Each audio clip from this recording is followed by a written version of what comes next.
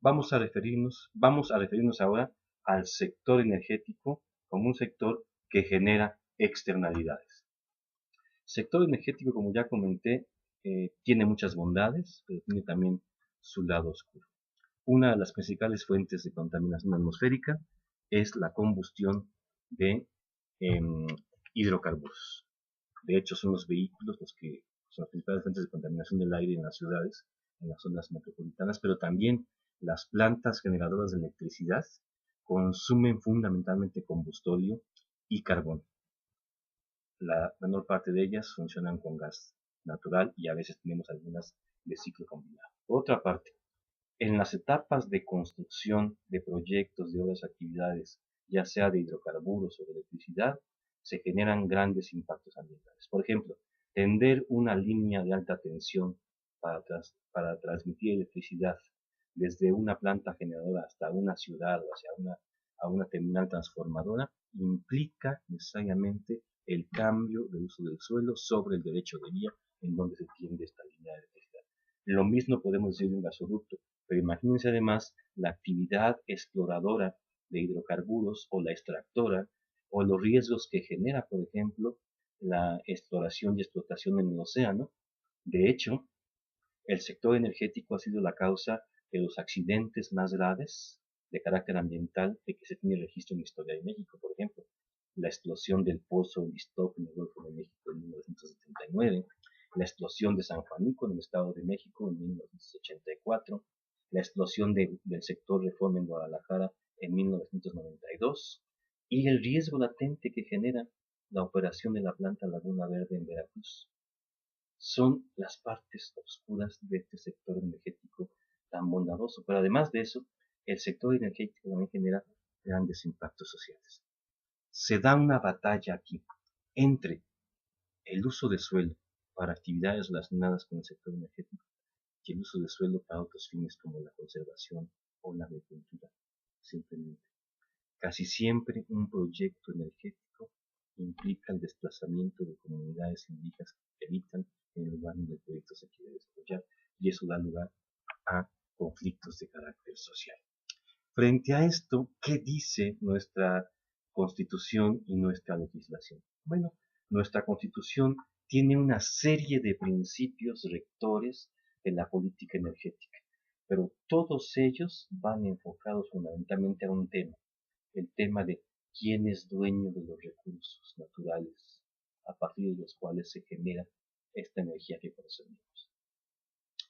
El artículo 27, en su texto original, estableció lo mismo que establecía el derecho del México independiente en el siglo XIX, lo que establecía el derecho colonial español. Los recursos de hidrocarburos del subsuelo son propiedad de la nación. Pero la Constitución de 17 y su ley reglamentaria permitieron que se dieran concesiones a particulares para su explotación. Fueron reformas de 1940 y de 1960 las que prohibieron el otorgamiento de concesiones y contratos respectivamente para hacer que el régimen de propiedad de los recursos de hidrocarburos hasta este momento en la Constitución sea un régimen de carácter demanial, en donde la nación es propietaria y la nación tiene el monopolio de la explotación. No se pueden dar concesiones.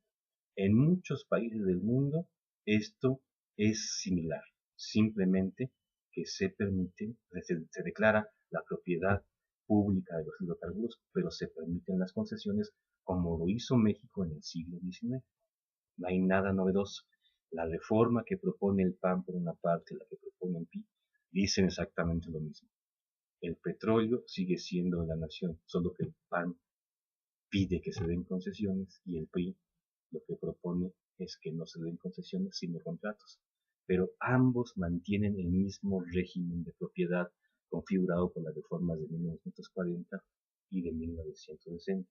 Esto viene acompañado, esto que dispone el artículo 27, viene acompañado por lo que señala el artículo 28, en el sentido de que tanto el petróleo como la electricidad son áreas estratégicas, y acompañado también por lo que dispone el artículo 27 en el sentido de que corresponde a la nación exclusivamente generar, transformar, conducir, distribuir electricidad para fines de servicio público.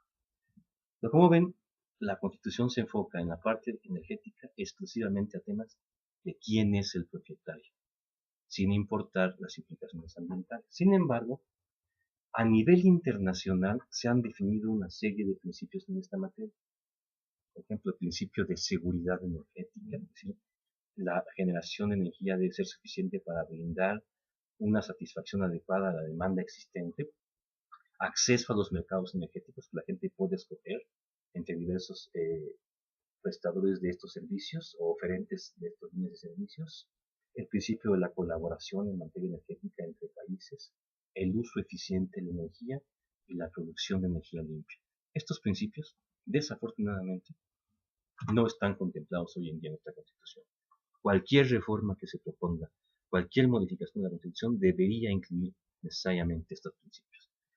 En contraste, en materia ambiental, nuestra Constitución contiene una serie de principios que ha tomado de los tratados internacionales y que los ha incorporado. Por ejemplo, en 1999 se incorporó el principio del derecho al ambiente adecuado y en 2011 se complementó ese principio con el principio de responsabilidad por daño ambiental. También en 1999 se estableció en el artículo 25 el principio de la sustentabilidad. Es decir, el desarrollo económico debe ser sustentable y eso debería pasar por el tema de la energía. Es decir, un desarrollo sustentable no puede ser un desarrollo económico basado en el carbono. Tiene que contar con otras alternativas. Y finalmente, el principio de que toda persona tiene derecho al agua, incorporado recientemente también en el artículo 4 de la Constitución. Y esto es importante porque justamente, como decía, la época dorada del oro negro, del petróleo, está acabando y está iniciando la era dorada del gas oil shale. Pero la extracción del gas oil shale solamente es factible a través del método de fracturación, que consiste en bombardear las formaciones geológicas con grandes cantidades de agua y sustancias químicas. Es decir, ese método va a competir por el uso del agua contra otros usos y va a generar aguas residuales muy contaminadas también. De todas maneras, estos principios de derecho ambiental que tiene la Constitución y los principios de derecho energético, de política energética, de política ambiental, no están acompasados por la Constitución, como que caminan por vías diferentes, son resultado de propuestas y de épocas y de momentos, de circunstancias diferentes.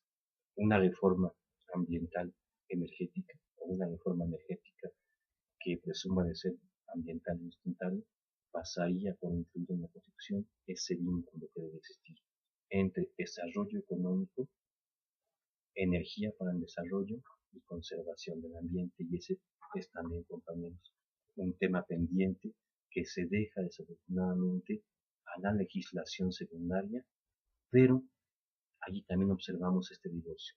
Legislación secundaria energética, legislación secundaria ambiental, no muy desarrollada, que es muy genérica, que no fue exclusivamente diseñada para el sector energético y donde también se requiere entonces una serie de reformas. Cualquier reforma estructural del sector energético pasa por la Constitución, por los temas que hemos dicho, pero pasa también por las legislaciones secundarias que habrán de caminar en el mismo sentido para armonizar la política ambiental con la política energética, y eso también nos falta hoy en día.